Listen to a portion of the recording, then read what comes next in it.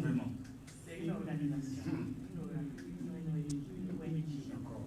Bon, sur le plan géographique, nous sommes un peu une structure qui est implantée un peu partout en Côte d'Ivoire, et même au-delà de la Côte d'Ivoire. Nous avons des représentants en Europe, nous avons des représentants en Asie, voilà, en Afrique, un peu partout. Alors en Côte d'Ivoire, véritablement. En Côte d'Ivoire, nous avons des représentants un peu partout. Très bien. À l'ouest, à l'est, en passant par le centre, au nord comme au sud. Comme vous le constatez, nous-mêmes nous sommes implantés ici à Abidjan. N'est-ce pas? Voilà, notre siège est à Abidjan ici. D'accord. Voilà. Alors, voilà, vous parlez, donc vous voyez que c'est tout ça l'appel, ça veut dire que l'appel, le progrès, et c'est partout. Voilà. Ça ne s'arrête pas seulement dans nos foyers.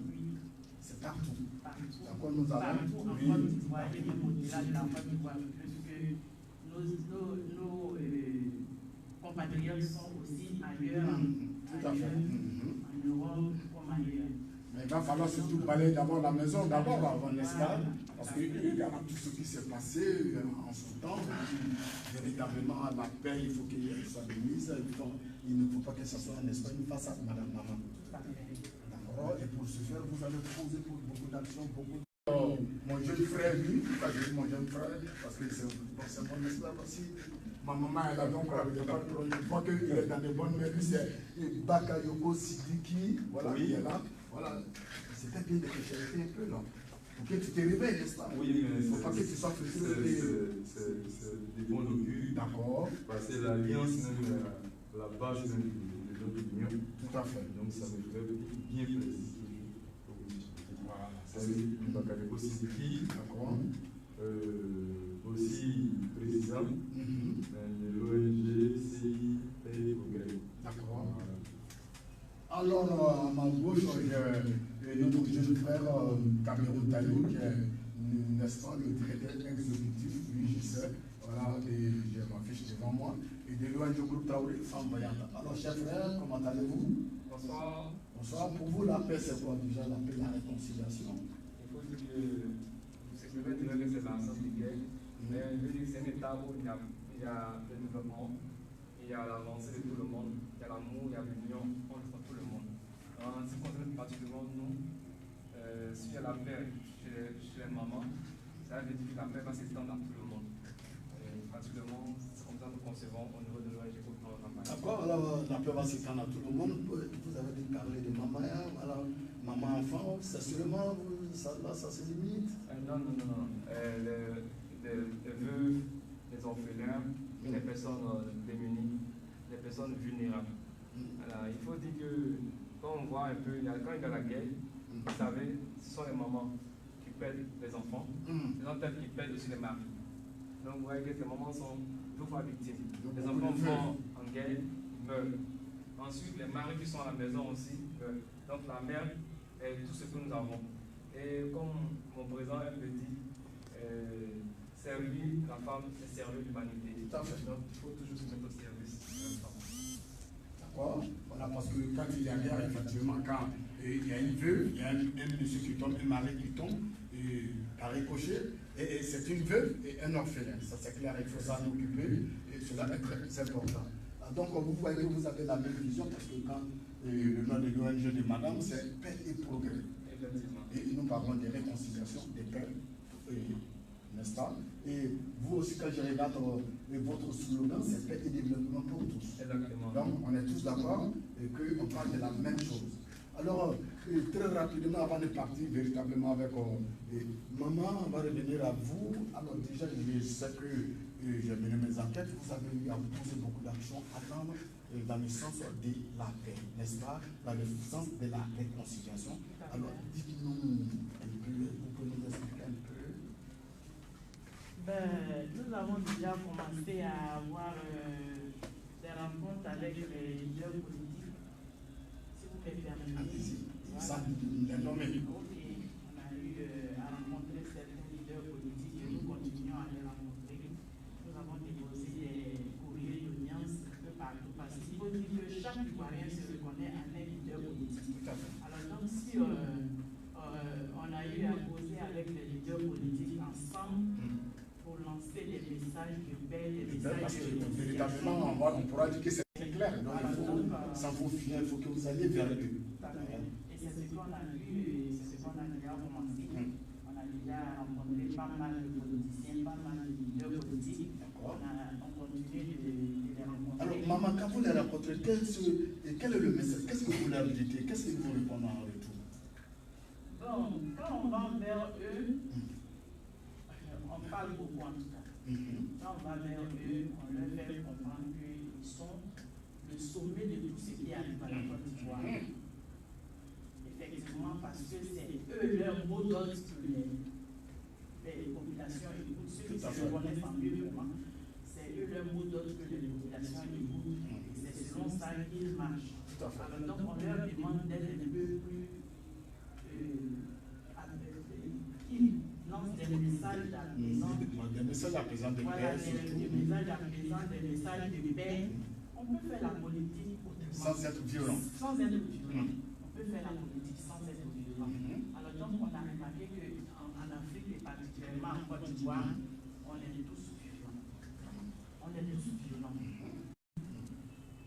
On pense que c'est du passé. Il faut mettre ça derrière nous. Il faut mettre ça derrière nous et avancer. Pour le bien-être de tous. Il faut mettre ça derrière nous et avancer avec de bons pieds. Avancer de bons pieds, c'est pour ça que vous, au sein de votre structure, vous faites mes épiers, vous vous serrez, vous vous investissez. Et vous pouvez parler de tout, vous êtes là sur le plateau en tant qu'organisation, n'est-ce pas? Vous vous serrez pour que véritablement il y ait la paix. Et cette paix soit l'église. Parce qu'il y a 10 à 15 ans en arrière, ce n'était pas permis qu'on puisse être là en train de parler devant un micro. Si aujourd'hui on peut venir s'asseoir derrière un micro pour parler, ça veut dire que quelque part il y a la paix. Et cette paix-là, il faut l'entretenir, il faut vraiment la préserver. Il faut l'entretenir, la préserver. Alors cela m'amène à demander à M. Zonyo, alors comment est-ce qu'on pourra faire pour maman l'a dit, la maintenir cette paix? Oui, c'est bien ce que vous m'avez dit. Parce qu'il y a toujours des frustrés. Bien sûr. Il y a certains qui ne veulent pas. Bien sûr. Parce que nous avons constaté que pour qu'il y ait discorde, chacun se donne raison. Donc quand nous allons rencontrer les leaders politiques, nous leur posons la question. Puisqu'il lui qui est en face de nous pense que c'est lui qui a raison, on lui demande quelle est la conduite à tenir si nous devons sauver notre pays. Quelles sont les idées? Quelle est la recette qu'elle nous propose? Ça, c'est la conclusion de nos causeries avec ces leaders. En général, qu'est-ce qu'il vous répond? Celui que vous êtes en face de lui, quand vous lui posez cette question? En général, c'est la même chose. Toujours, il remet en question lui-même le conflit et il dit comme ça qu'il y a lieu qu'on s'asseye pour discuter. D'accord. C'est ce qu'on constate. Mais c'est pour ça que vous avez entrepris cette démarche, aller vers lui pour mais qu'il donne aussi ses solutions. Donc, on a pris l'habitude de chaque fois mémoriser nos rencontres. D'accord. Comme ça, arriver dans, comment on appelle, on a souhaité à la fin de notre voyage rencontrer la sommité. D'accord. Et comme ça, lui, si tu es à la tête de toute une structure, ceux qui sont dans cette structure-là, on va te présenter leurs recettes, et puis tu vas comprendre peut-être que, bon, c'est parce que vous n'avez pas accepté de vous parler. Donc, quand vous partez vers ces personnes, ces autorités, on va dire politiques qui sont, et on va dire, ça s'éclaire les autres. Alors, quand ils n'ont pas de propositions, vous en avez quand vous partez, oui, vous allez les voir. Vous leur proposez les vôtres. Oui, on leur dit. Comment ça se passe après? Ben, ça se passe bien. Dans toutes les rencontres qui sont passées, ça se passe très bien. Parce qu'en fin de compte, eux-mêmes, ils nous encouragent. Ils disent que vraiment, vous avez pris votre bâton de pèlerin, vous faites un tour chez tout le monde, et c'est très bien. Donc, vous êtes à féliciter. Là, vous n'avez pas, parce que vous n'avez pas de camps aussi? Pas du tout. Pas du tout. Vous citez tous les camps? Voilà, on va partout parce que quand tu parles de paix, de réconciliation, il faudrait que tu saches que tu ne dois pas avoir de parti. Tout à fait. Parce que l'homme. La neutralité oblige. Voilà. Surtout en tant que D'où la crédibilité. Voilà. Parce que quelque part, il y a quelque chose que l'homme n'a jamais voulu peut-être retenir. D'accord. Mais c'est des phrases qu'on retrouve dans nos livres saints. L'homme n'a souvent, sous l'effet de la colère, oublie que celui qui est en face de lui est une créature de Dieu. Le Dieu qui l'a créé, que lui il vénère, c'est le même Dieu qui a créé celui qui est en face de lui. À partir du moment où tu reconnais que celui qui est en face de toi est l'œuvre de celui qui t'a créé, tu comprends que même en l'agressant, tu mets en colère ton créateur. Donc comme ça, tu vas finir par comprendre. Donc nous, c'est ce que nous partageons. Il suffit que les gens mettent, il faut que les gens mettent un peu de divin, c'est fini. On peut se comprendre, on peut s'aimer, et puis c'est normal qu'il y ait la divergence. Et c'est ce qui nous permet d'évoluer. C'est quand plusieurs idées sont ensemble qu'on rend fort une nation, une société. Voilà, donc, tout à fait. Alors cela m'amène à demander à Taillot de l'ONG pour le travail de famille. Alors est-ce que ce n'est pas parce que le spirituel a foutu le camp parce qu'il a parlé de spiritualité, il a parlé de Dieu, et tout à l'heure quand nous étions en train d'énoncer à l'entame, nous avons donné des preuves, n'est-ce pas, coraniques et bibliques.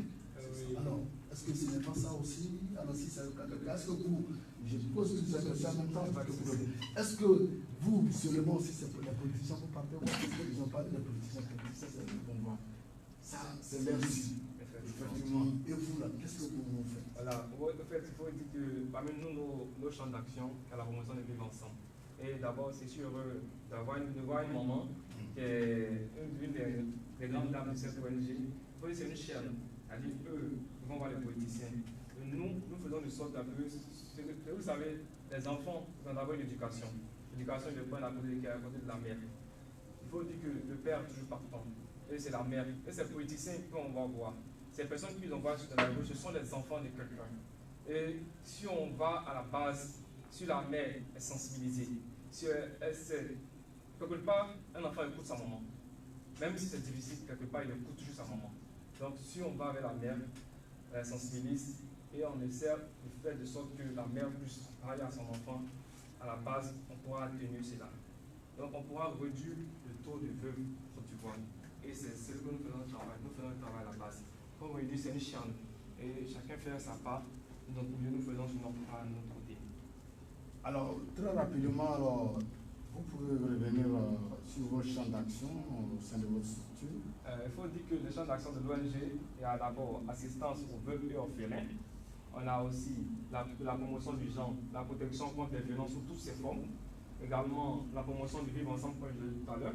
On a aussi la promotion de l'assainissement. Il faut dire que nous œuvrons pour le développement durable parce qu'il faut un environnement sain pour avoir aussi la paix. Parce que la paix ne peut pas aller sans environnement sain. Nous faisons aussi la promotion de l'activité générative de revenus. Comme on dit de paix, il y a aussi l'économie. En plus qu'il y a la paix, il faut aussi augmenter l'économie. Il faut aussi permettre aux gens d'avoir le pouvoir d'achat. Et c'est très important pour la paix. C'est parce que certains n'ont pas de quoi à manger que certaines personnes peuvent leur donner des 1000 francs, 2000 francs pour leur dire allez vous sacrifier avec les tricots. Et si ces personnes-là ont la déjà revenu, ça veut dire qu'ils auront du mal, ils ont quelque chose à le faire. Donc c'est normal qu'ils ne puissent pas sortir parce qu'ils ne sont pas invasifs. Ensuite, on a la promotion de la alphabétisation. Il faut dire que nous sommes en train de d'œuvrer pour pouvoir installer un centre d'alphabétisation des femmes. Parce qu'il faut dire que. C'est le bon de la loi. Voilà, c'est important. Donc vous voulez dire que nos mamans ne savent pas lire quoi? Non, je n'ai pas dit ça. Ah, d'accord. Voilà. C'est important de toujours augmenter la connaissance de la femme. L'alphabétisation, c'est très important. C'est la grande actrice du 19e, mais c'est d'accord avec moi. Un salle me disait un jour, dans une bonne délégation, s'il n'y a pas de femmes, c'est que la délégation n'est pas bonne. Tout à fait. Donc, c'est pas qu'il y a 3 femmes. Il ne faut pas mettre le contraire. À un moment, tu ne vas pas mettre le contraire. Quand il n'y a pas de femme dans la délégation, c'est que la délégation n'est pas efficace. La femme est très efficace dans les délégations. Alors, vous me parlez, hors entendre, quand nous préparions cette émission, vous parlez de l'opération recevoir quelqu'un projet général. Alors, qu'en est-il? Effectivement, il faut dire que l'opération recevoir et donner.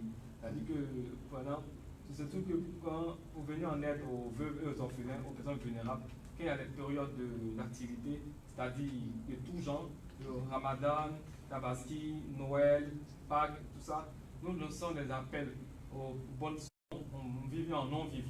Et ces dons-là, nous les redonnons aux veuves orphelins. C'est pour ça qu'on appelle l'opération recevoir et donner. Parce que nous recevons et nous donnons. Il faut dire que pendant ces périodes-là, chacun de nous a quelque chose à manger à la maison, quelqu'un de nous a quelque chose à faire, mais il faut s'asseoir une fois et à cela. Il y a une veuve à quelque part, il y a un orphelin, est-ce que celui-là, il a à manger comment? Mais c'est pour laquelle il faut penser un peu à cette personne-là. Et nous, ce que nous avons décidé de nous saigner pour cela, pouvoir permettre de collecter ces dons-là. Et pendant ces périodes-là, nous les redonnons à des personnes qui sont vulnérables. Spécifiquement les veuves et les orphelins. Ce sont bien entendu des ayants droit, il faut leur remettre, c'est clair. Effectivement, parce que c'est ça aussi la crédibilité aujourd'hui des structures.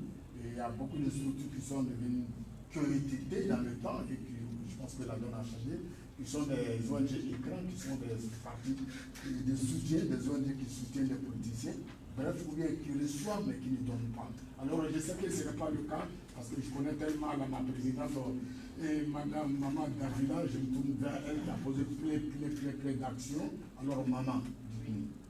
Bon, là, effectivement, nous avons posé des actions. Nous avons assisté certaines personnes, comme l'a dit mon fils. Pendant le mois de carême, par exemple, on donne des vivres dans les mosquées. Nous sommes en train de préparer la Noël actuellement. Il faut dire que jusque-là, nous travaillons sur nos propres moyens. D'accord. Oui, notre ONG travaille sur... Vous me demandez parce que j'allais vous demander, vous tirez tout ça. Nous travaillons avec nos propres moyens. Jusque-là, nous travaillons avec nos propres moyens, mais on pense que nous serons écoutés, nous serons entendus et puis les gens vont nous ouvrir leurs portes et nous utiliser. Alors, Président Bakayoko, s'il vous plaît, quand maman dit tout cela sur vos... Mais si on ne vous aide pas, si vous faites ça de vous-même, votre propre poche, alors qu'est-ce que vous attendez avec tout? Vous voulez une place pour être politicien quelque part, quand vous votez quelque part, qu'est-ce que vous voulez au fait? Non, pas du tout. D'accord. Pas du tout. En fait, si vous voyez que maman T a dit ça, ça dépend de la base sur laquelle nous avons créé l'ONG. L'ONG a été créée sur la base de l'amour pour l'humanité. Donc, depuis toujours, nous cotisons. Nous cotisons chaque fois que nous posons une action. Et quand nous ne pouvons pas poser une action, par exemple, on a rencontré un doyen à Niamey qui a un problème de vue. Nous sommes allés le voir. Et actuellement, nous sommes à la recherche d'une structure qui peut bien entrer en contact. Déjà, nous profitons de votre micro. Mais s'il y a une structure qui peut nous aider, ce doyen, c'est un vieux qui a aujourd'hui des problèmes de vue. D'accord. Nous cherchons aujourd'hui quelqu'un qui peut nous aider, une structure pour faire une opération, faire des visites et puis savoir, un spécialiste pourra dire exactement ce qu'il y a. Alors, le vieux a-t-il fait déjà des examens et puis des visites au niveau de l'hôpital? Bon, le vieux est allé prendre des renseignements au moment où la situation n'était pas encore vraiment grave.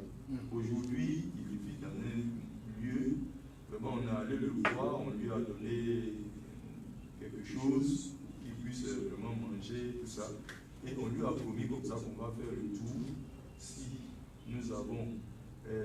Alors je voudrais dire quoi ici déjà, dans un premier temps, voilà, il faut l'amener déjà, si autant que faire se peut, l'avoir à l'hôpital, n'est-ce pas, dans un centre puis avoir les documents, parce que c'est au vu des documents que véritablement, même si Dieu merci on est sur les antennes, mais sur les réseaux, ça passe très vite. Avec les preuves à l'appui, on a eu à lancer comme ça, nous aussi, des cas, n'est-ce pas, dans le même cas, monsieur, je suis allé le voir, j'ai vu que ce jour-là, il était en train de lire le Coran, un monsieur de Bandoukou, mais après, il approchait même le Coran, j'allais dire dans ses yeux, mais ça m'a fait quelque chose. Lui, maman, ça m'a fait quelque chose, maman, j'étais obligé. Voilà, bon, j'ai pris les photos, j'ai lancé sur et puis ça marchait comme ça. Puisqu'on demande, il y en a, comme j'ai dit, il y a tellement d'ONG, de structures, de personnes, nous, qui gagnent comme on va dire à tel autre, donc ça fait que, voilà, donc c'est ça, il faut les preuves. Voilà, j'ai même vu aussi, il y a quelqu'un qui a un enfant, un jeune, qui a suivi une opération spéciale dans un chute avec fond. On a demandé les preuves, nous avons les dossiers, on allait voir qui on peut voir, et puis Dieu merci, ça a marché quoi. Ouais. Il y a des gens très sensibles comme ça. Comment vous voudrez ajouter quelque chose? Excuse-moi. Allez-y, maman, c'est moi qui donne la parole. Selon ce qu'il est en train de dire là, effectivement, c'est un vieux mais oui, il travaillait dans la santé. Et après sa retraite, il s'est débrouillé dans une clinique ou un dispensaire au quartier là-bas. Donc, on lui a posé la question de savoir est-ce qu'on peut sauver encore ses yeux. Il dit oui, qu'il allait, on lui a dit qu'avec les opérations, on pouvait sauver ses yeux. Alors donc, moi j'ai rapproché un spécialiste.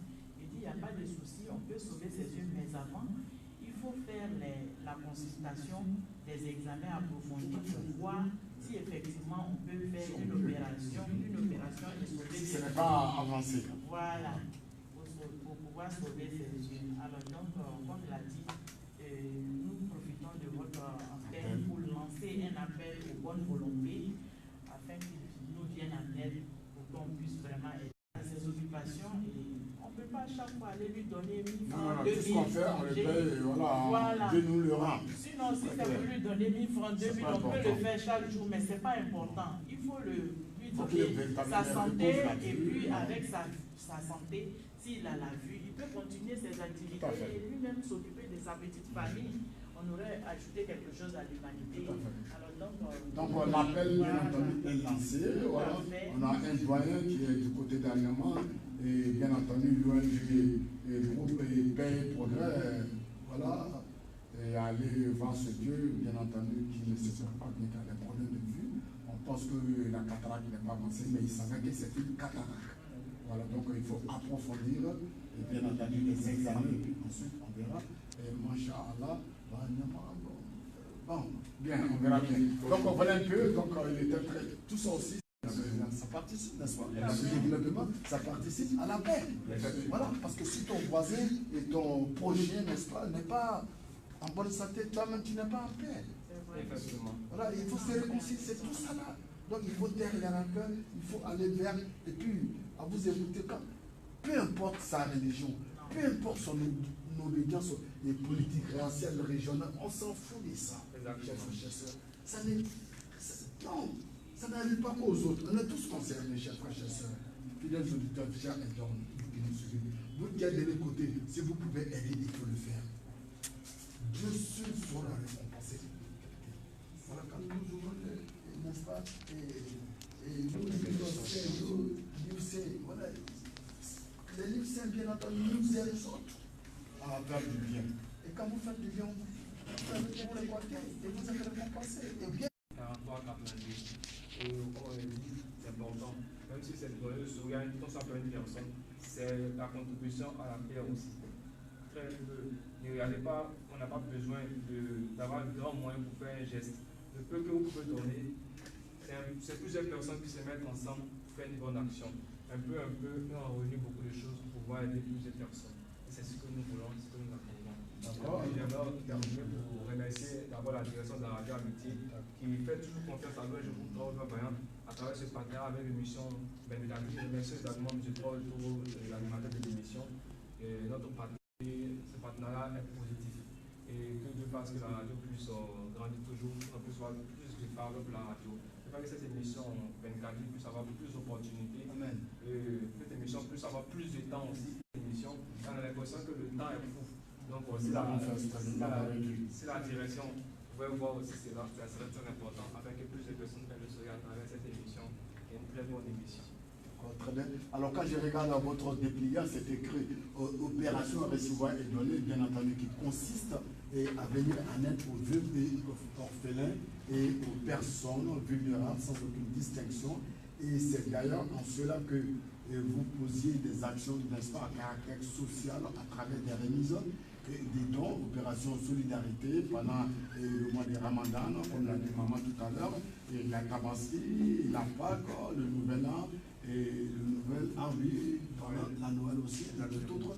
Et toutefois que vous avez vous recevez des dons, vous les distribuez à qui il est droit. Alors très rapidement, vous avez dit, votre page Facebook, c'est 47, 82, 92 et 82, n'est-ce pas, où le 05 81 43 92, c'est de ça qu'il s'agit, n'est-ce pas? Et c'est de ça qu'il s'agit. Alors, voilà, on a un peu de temps encore, mais il est très important aussi, comme nous l'avons dit, on parle de réconciliation. Alors, vous, quel appel vous pouvez lancer à ceux qui sont encore à ceux qui sont réticents, n'est-ce pas, et à ceux qui sont sceptiques, ceux qui ne croient pas, ceux qui véritablement des façades, n'est-ce pas, et ne sont pas dans cette logique de réconciliation. Quel appel vous pouvez D'abord, il faut dire que l'ONG le groupe d'Orient à la naissance avait une vision, avoir de changer l'image que les gens ont des ONG habituellement. Donc, ONG, il faut qu'on puisse changer cette image-là que nous avons sur le terrain. Et je vais répondre à ces questions par les propos du président français de l'ONG qui dit que même si c'est l'homme qui fait la maison, mais c'est la femme qui fait le foyer. Parce que vous savez, quand la femme a de l'argent, c'est toute la famille qui en bénéficie. C'est toute la famille qui en bénéficie. Les revenus qu'elle a, pour des 90% rentrent dans la famille. Ça c'est clair. Pour cela seulement, il faut qu'on maintienne un environnement de paix. Pour cela seulement, il faut maintenir un environnement de paix. Il faut dire que chaque femme est une mère. Quand il y a la guerre, un mari qui meurt a fait une veuve de plus. Donc, il faut dire. Donc, il faut faire tout notre possible pour ne plus que ça revienne. Donc, il faut taire les rancœurs véritablement. C'est ce qu'il faut vous le dire. Exactement. Il faut que nous pardonnions. Il faut que l'essentiel dans la sincérité. Il ne faut pas que ce soit de manière façade et de manière hypocrite. Ce n'est pas bon. Où tu es là, où tu la paix, on parle de progrès. Chaque fois, je me vers notre cher maman. On parle de progrès. Paix. Vous voyez que les deux vont ensemble. C'est clair. C'est bien progrès, paix. Alors, maman, c'est pas évident. Ça, c'est clair. Parce que ça, c'est oui. Ainsi, Inch'Allah, alors, maman, alors, votre ONG, vous avez pris en pose des actions, on l'a vu tantôt. Comment est-ce que, parce que tout à l'heure, on a lancé un appel, et quant à notre doyen qui ne s'exprime pas bien. Alors, si d'aucun un auditeur ou un internaute, n'est-ce pas, voudrait qui n'est-ce pas, voudrait, n'est-ce pas, intervenir, venir vers vous, qu'est-ce qu'il doit faire? Alors, il peut nous joindre au 07 89 68 16, au 06 80 62 17, 07 58 2 fois 59. D'accord. Et vous avez une page? Oui, nous avons une page ONGC MPP 2016 @gmail. Il n'arrive pas à joindre les deux. Elle nous a sollicité. Alors donc à notre prochaine réunion, actuellement c'est elle. C'est toujours la Niama ou Non, à Yopougon ici. Donc vous lancez aussi un appel. Voilà, Mais si on vous sollicite, voilà, vous n'avez rien à faire par l'occasion là. Voilà, sur les réseaux sociaux, on bonne volonté aussi à ce cas-là aussi. Parce qu'il n'a pas de menace sur qu'il y a 3 enfants. D'un coup, n'est-ce pas? Avec sa situation, s'il devait demander à Dieu, c'était un. Dieu, n'est-ce pas? Il fait ce qu'il veut. Alors, je rappelle que l'ONG Paix et Progrès, et pour les jeunes, n'est-ce pas, pour d'éventuelles réactions, 89 68 16 ou au 06 et 80 62 17 ou même au 07, n'est-ce pas? Et 58 58 59 et ou bien notre page, la page Facebook qui est ONG. Non, ça c'est le Gmail. C'est la boîte électronique. Je parle de la page Facebook. La page Facebook c'est ongcimpp.com. D'accord. Ok. Au même moment aussi, vous avez le mail qui est devant moi. Le mail c'est ONG. C'est la même chose encore.